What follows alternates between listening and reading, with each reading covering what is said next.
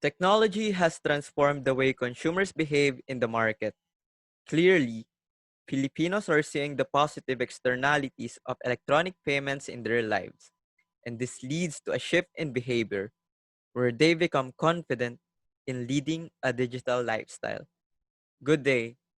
I am Dean Patrick Rubio, and today I'm going to present my paper about an analysis between the preferences of Filipinos using digital platforms. And my paper is entitled Cashless Society, an analysis on the preferences of Filipinos between mobile POS payments and digital commerce.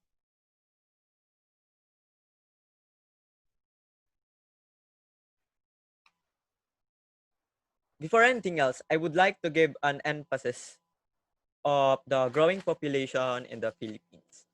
The Philippine population tends to grow in a constant rate. As of 2020, of the total populations of Philippines have reached from about 100 million in 2014. Some of organizations like Statista and Philippine Statistics Authority projects that the total population of on the year 2025 or 2024 rather will be roughly about 117 million.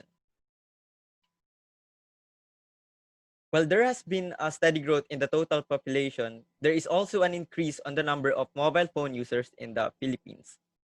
Statista, an organization that conducts research and analysis, showed that almost 76 million people are using mobile phones in the country.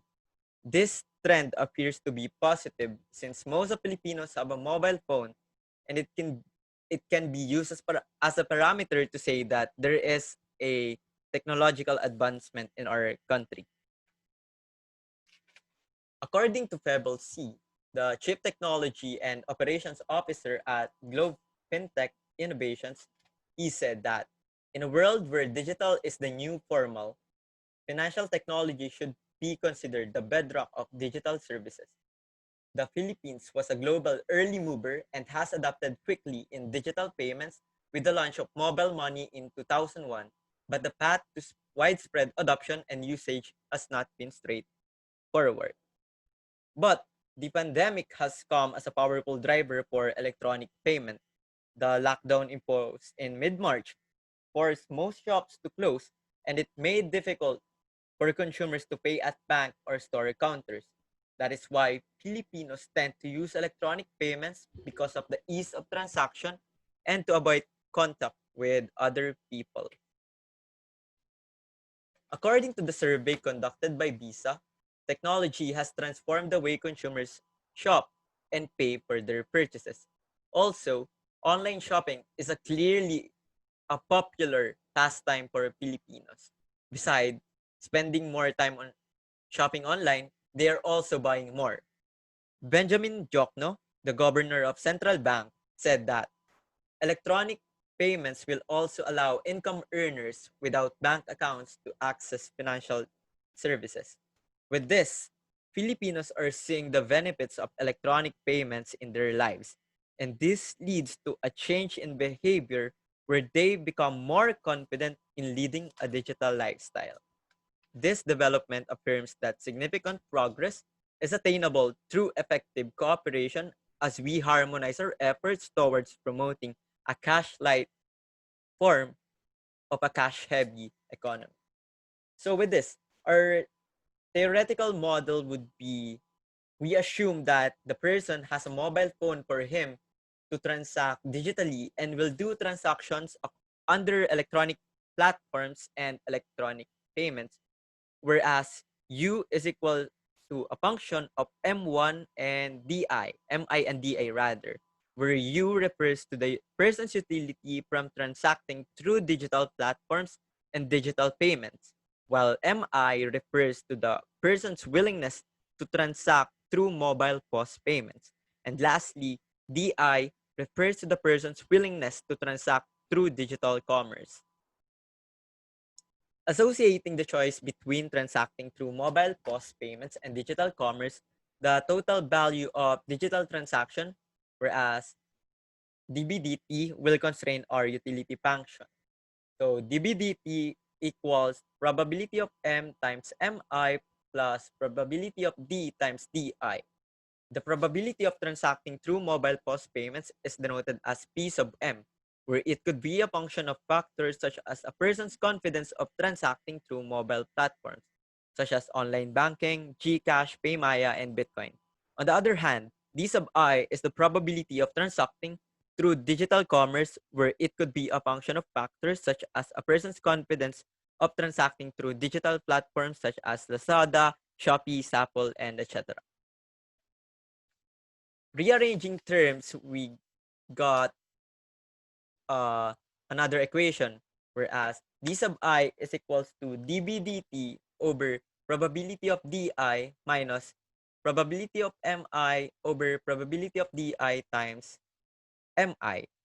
This equation shows a straight line with a vertical intercept of dB dt over p sub di and a negative slope of negative p sub m over p sub d. The formula of vertical intercept shows how many times a person will transact through mobile POS payments.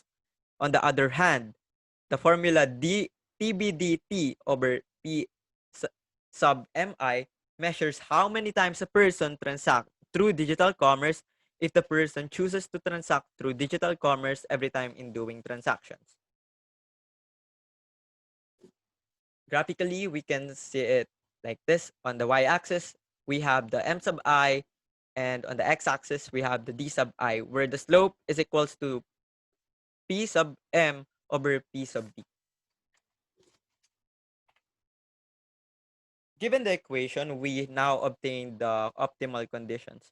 To find the optimal level, we must first determine the marginal rate of substitution, or the MRS, and in this case, the marginal utility of transacting through mobile POS payments over the marginal utility of transacting through digital commerce, where MRS is equals to MU sub MI over MU sub DI.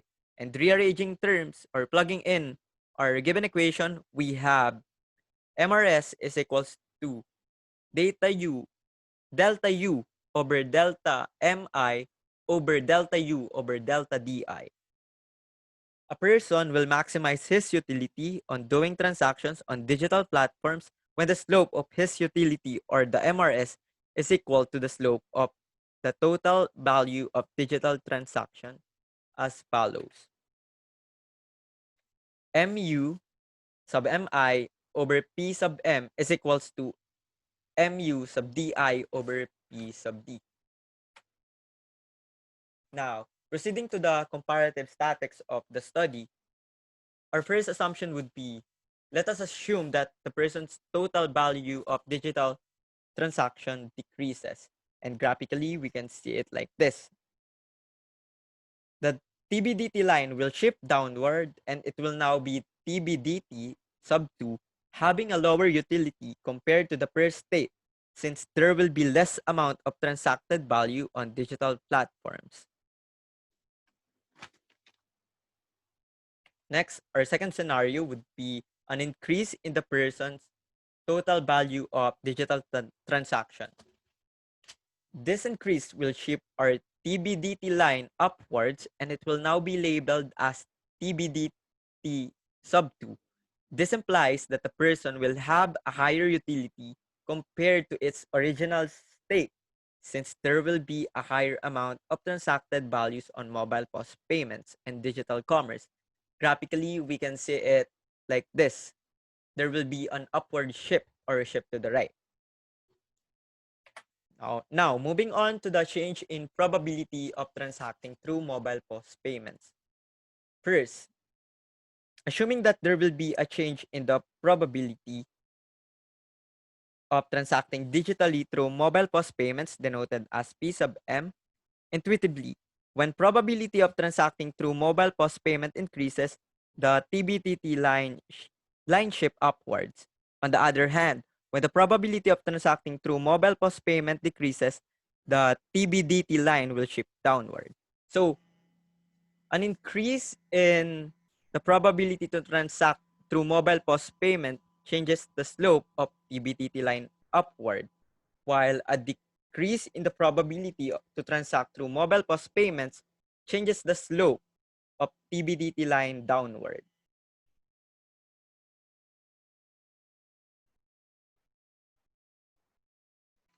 Moving on the other hand, when the probability of transacting through mobile POS payments increases, the TBTT line will shift upward. On the other hand, when the probability of transacting through mobile POS payments decreases, the TBTT line will shift downward.